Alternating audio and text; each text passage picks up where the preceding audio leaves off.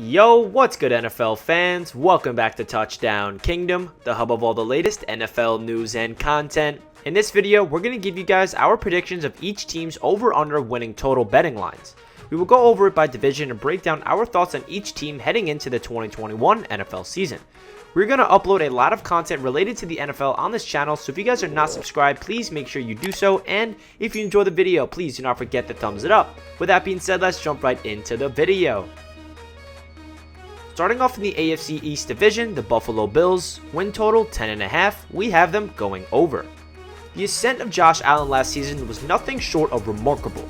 After flashing his prowess early in his career, he emerged as an MVP candidate and helped guide the Buffalo Bills to the AFC Championship game, albeit a game in which they were slightly overmatched. My worry with the Bills this season is that though Allen and Stefon Diggs should continue their headline as a potent offense, the defense should be a little stagnant, if not worse than last season. They're going to go over in my opinion, but their ceiling is indeed in question. So we're predicting the Buffalo Bills to go over their win total, which is 10.5. Miami Dolphins, 9 wins, over. What Tua Tagovailoa looks like in year 2 will determine what the Miami Dolphins in turn can achieve. The young quarterback has readily admitted his flaws as a rookie when speaking this offseason and now has a host of new weapons at his disposal, namely Jalen Waddle and Will Fuller. Miami has been on the rise, and with that defense that is already emerging in 2020 and now has added even more talent, hammering over 9 wins is an easy call. New England Patriots, 9 wins, under. I'm sure the good people of Foxborough are sharpening their pitchforks over this one, and frankly, it has the potential to make me look a little bit stupid, but there's some logic here. Whether it's Cam Newton or rookie Mac Jones, there should be some worry about the quarterback spot, be that inconsistent performance or inexperience. In any case, that couped with a revamped offense that's still lacking a true number 1 receiver is only going to put more pressure on an admittedly ample defense. In such a tough AFC East, though, I'm not sure that's enough for the Patriots to creep over 500 this season. New York Jets, 6.5 wins, over. There should be a lot of excitement around the New York Jets. The arrival of head coach Robert Saleh along with rookie quarterback Zach Wilson are positives for a franchise that has been missing those in recent years. Coupling that with strong moves thus far by general manager Joe Douglas, and the future should be bright for Gang Green. I strongly believe the New York Jets have a chance to shock the NFL this season. The Jets offense will be run by new offensive coordinator Mike LaFleur, who is the younger brother of Green Bay Packers head coach Matt LaFleur. The Jets have a lot of young talent across the team and will definitely have some bumps along the road. However, I predict the Jets to go over their projected win total and shock the NFL as one of the more improved NFL teams across the league. Dallas Cowboys, 9.5 wins, over. Understanding that the Dallas Cowboys defense remains quite flawed even after going into the draft with a top 10 pick, it's hard not to think the return of Dak Prescott should help head coach Mike McCarthy and his club turn the corner. The defense, despite its issues, will be better under Dan Quinn than under Matt Nolan. It's going to be hard for just about anyone to keep up with Dak Prescott, Amari Cooper, CeeDee Lamb, Michael Gallup, Ezekiel Elliott, and this potent offense. Will that translate to playoff success? It's hard to say, but it should be enough to get the Cowboys to the postseason and over this win total line. New York Giants, 7.5 wins, under. Another potentially unpopular opinion here because the New York Giants made a lot of nice moves this offseason. Signing Kenny Golladay in free agency is a huge get for the offense, as is trading down and drafting Kadarius Toney. Joe Judge and his coaching staff showed really positive things throughout 2020, but it all comes down to Daniel Jones for me.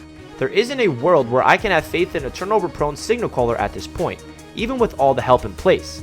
This season is going to be huge for Daniel Jones to prove that he is indeed the franchise quarterback for the New York Giants, and he has no more excuses. Philadelphia Eagles, 6.5 wins, under. It's a bit baffling to me that more people aren't on the Jalen Hurts bandwagon given the moments he had over his brief run as the Philadelphia Eagles starter last season. As a rookie, it should be noted. Still, he comes into the offseason battling for his job, but my lack of faith in the Eagles isn't about Hurts or Devontae Smith or any of that.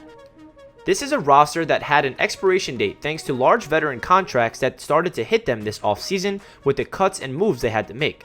I think we now see that on the field with a team that is trying to find their way to win. – Washington Football Team, 8.5 wins, over. Last year's NFC East champions, the Washington football team, is a much improved team under head coach Ron Rivera. It was a revolving door at quarterback, and they still have clawed their way into a playoff berth, largely thanks to the strength of their young and upcoming defense. That defense should be the calling card, and all-season signings like Ryan Fitzpatrick and Curtis Samuel should bolster the offense. Still, defensive dominance is more volatile than some like to pretend it is, and if Washington takes a step back, I'm not sure the offense has improved enough for them to win the division again. Still, 8.5 wins is a low total that you can confidently bet the over on. Baltimore Ravens, 11 wins, over. There is a chance that after Lamar Jackson followed up his MVP season with one not quite on par, people could allow themselves to doubt the Baltimore Ravens, especially that this line at 11 wins and with a defense that might see a slight downturn. Give me the other side of it though. Jackson has never been short on motivation, and now has the most complete receiving room to work with thus far in his career after the additions of Rashad Bateman and Sammy Watkins. This offense could be lethal, and the Ravens will be contention to win the AFC North yet again. Cincinnati Bengals, 6.5 wins, under. Joe Burrow is clearly on track to return from his torn ACL that ended his rookie season, and now he'll have one of his favorite weapons from LSU, Jamar Chase, working alongside him. That should be exciting, and the Bengals will put up plenty of fireworks as well. However, my issues with this team is that the offensive line concerns remain as prevalent as ever before, and the defense is only marginally improved by the likes of Trey Hendrickson. In this tough division, they'll be left behind in the end. Cleveland Browns, 10.5 wins, over.